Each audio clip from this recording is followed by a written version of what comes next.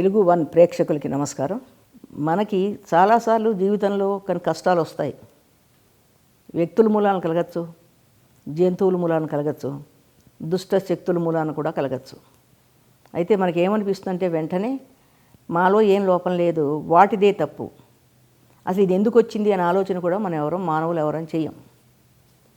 ఇక్కడ గౌతమి అనే ఒక తల్లి, ఆ గౌతమి అనే తల్లి, ఆ పిల్లవాడు అడవిలో తిరుగుతూ ఉంటారు ఏదో పనులకి, కట్టెలు కొట్టుకుందుకో ఏరుకుందుకో.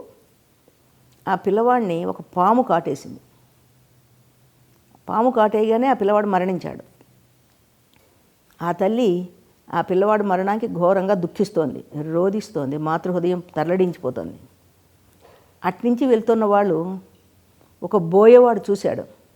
అమ్మ ఎందుకు దుఃఖిస్తున్నావు అంటే, ఇది నాయన పాము కాటేసి నా కొడుకుని మరణించాడు అని దుఃఖపడుతోంది. అవునా, అయితే ఉండి ఆ పాముని నేను పట్టుకొస్తాను. గబగబా వెళ్ళి ఆ పాముని ఒక కర్రతో పట్టుకుని వచ్చాడు. ఏం చెప్తాడంటే ఆ తల్లికి, ఈ పాముని ఇప్పుడు ఇక్కడ నేను చంపుతా అన్నాడు.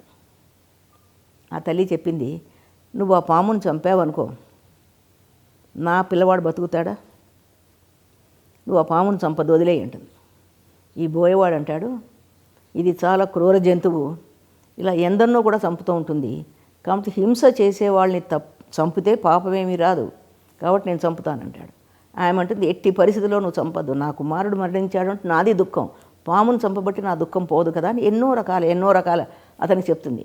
కానీ అతడు రకరకాల కారణాలు చెప్పి, ఇంతకుముందు ఎందరో దుర్మార్గుల్ని దుష్టుల్ని చంపిన మహారాజులు లేరా, దైవ స్వరూపులు లేరా, నేను చంపితే తప్పేమిటి, నువ్వు అమాయకంగా మాట్లాడుతున్నావు, ఇది ఇవాళ నీ కొడుకుని చంపింది, రేపు ఇంకెవరైనా చంపచ్చు, ఇంకెవరైనా కాటు వేయచ్చు అని ఇట్లా వాదిస్తూ ఉంటాడు. అక్కడున్న పాము అండి ఇవన్నీ వింటుంది, ఈ మాటలన్నీ వింటుంది, ఆ గౌతమి తల్లి మాటలు వింటుంది, ఇక్కడున్న ఈ బోయేవాని మాటలు వింటుంది. విని వెంటనే ఏం చెప్తుందంటే, బాబు బోయేవాడా, నన్ను చంపాలని కదా కర్ర ఎత్తావు నువ్వు, కానీ నన్ను చంపద్దు, ఆ పిల్లవాడిని నేను చంపలేదు, నేను కాటు వేయలేదు, నా మూలంగా ఆ పిల్లవాడు చావలేదంటుంది. అదేంటి, నీ పాము కాటు విషం మూలాన కదా ఆ పిల్లాడు మరణించాడు అంటే, కాదు, నువ్వు చాలా పొరపాటు పడుతున్నావు, నన్ను బాధించద్దు, నన్ను ఎవరు పంపితే ఇక్కడికి వచ్చానో తెలుసా అంటుంది. ఎవరు పంపడం ఏంటి, నువ్వే పామువి, కాదు, మృత్యుదేవత నన్ను పంపింది ఇక్కడికి, ఆ పిల్లవాడిని నువ్వు కాటు వేయి, నీ విషయం మూలంగా ఆ పిల్లవాడు మరణిస్తాడు అని, అందుకని నన్నెందుకు బాధిస్తావు, నన్ను వదిలేసేయి అంటుంది. గౌతమి కూడా చెప్తుంది, వదిలేసే ఎందుకు పామును బాధ పెడతామని. ఈ బోయేవాడు అంటాడు, ఈ పాము మాటలు మనం నమ్ముతామా, దాని విషయములను పిల్లాడు మరణిస్తే మృత్యుదేవత ఏంటి, ఇవేదో కథలు కల్పిస్తోంది, ఏమైనా సరే ఇప్పుడు చంపుతాని మళ్ళీ కర్రెత్తుతాడు. ఆ నిమిషంలో అక్కడ మృత్యుదేవత ప్రత్యక్షం అవుతుంది.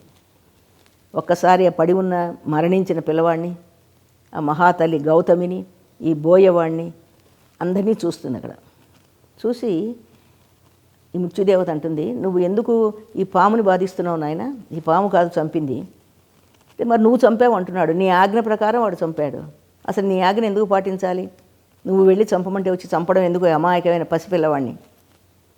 అయితే మృత్యుదేవత అంటుంది, నువ్వు చాలా పొరపాటు పడుతున్నావు, ఈ పాము చంపలేదు ఈ పిల్లాడిని, నేను చంపలేదు అంటాడు. ఇదేంటి విచిత్రం, ఎవరూ చంపకుండా ఆ పిల్లాడు ఎలా మరణించాడు అంటే, నా ఆజ్ఞ విని ఈ పాముని కాటు వేసినట్టే నేను యముడి యొక్క ఆజ్ఞ విని ఇక్కడికి వచ్చాను, యముడి ఆజ్ఞ నేను పాటించాలి, యముడే కదా మొత్తం ప్రపంచం అంతా సృష్టికంతా ఉన్నవాడు, ఆయన ఏం చెప్తే జరుగుతుంది అంటే, ఆ బోయేవాడు అంటాడు, ఇవన్నీ మీరు రకరకాలుగా చెప్పి చంపకుండా తప్పించుకునే ఉపాయాలు పన్నుతున్నారు, ఆ తల్లి దుఃఖం నేను చూడలేను, ఏమైనా సరే చంపుతానని సిద్ధపడిపోతాడు. ఇది ఇక్కడికి ఆగదనుకుని వెంటనే యమధర్మరాజు వస్తాడు అక్కడికి.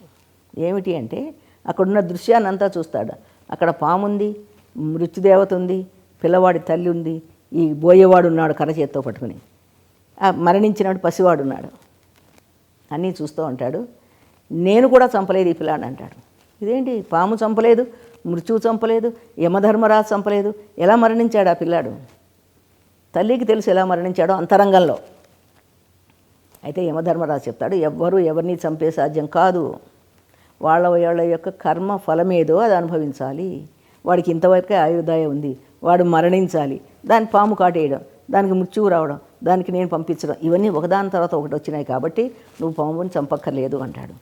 అంటే కర్మ అన్నది ఒకటి ఉంది, దాని మూలానే జనన మరణాలు, వాటిని మనం తప్పించుకోవడం సాధ్యం కాదు. మనకు ఒక కష్టం వచ్చినప్పుడు ఎవరినో నిందించొద్దు. ఇప్పుడు చూడండి, మనం చాలామందిని చూస్తూ ఉంటాం. ఈ రోజుల్లో ఒక ఆసుపత్రికి వెళ్తారు, ఏ కారణం చేతనా కానీ ఒక ఆపరేషన్ వికటం అయితే, మరొకటి ఏదైనా జరిగితే వెంటనే డాక్టర్ని మనం నిందిస్తాం, లేకపోతే ఆసుపత్రి యజమానిని నిందిస్తాం, వీలైతే వాళ్ళతో యుద్ధం చేయడానికి పోట్లాడడానికి సిద్ధపడతాం. కానీ ఎప్పుడు వివేకంతో ఆలోచించము. మానవ జీవితంలో కర్మ సిద్ధాంతం చాలా గొప్పది. మన జనన మరణాలు మన చేతుల్లో లేవు. ఈ మరణం అన్నది ముందరే నిర్ణయించబడింది.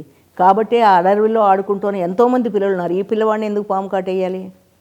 అందుకని కర్మ సిద్ధాంతాన్ని నమ్మండి. ఎవరిని ఎప్పుడు ఏ కష్టం వచ్చినా ఇంకొకళ్ళని నిందించడం అనే భావాన్ని వదిలేయండి అనే ఒక తత్వాన్ని బోధించే ఒక చిన్న కథ. అంతేకాకుండా అతి సామాన్యురాలైన తల్లి గౌతమి కూడా ఈ పిల్లవాడిని చంపినటువంటి పాముని చంపద్దు అని చెప్పడంలో ఆమె ఆత్మజ్ఞానం కూడా మనం ఒకసారి గుర్తు చేసుకోవాలి. ఇలాంటి అద్భుతమైన కథలు మనకి ఎన్నో కనిపిస్తాయి.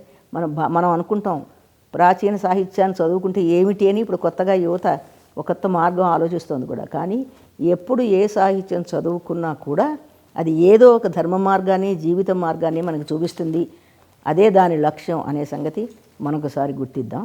మరొకసారి మరో కథతో కలుసుకుందాం.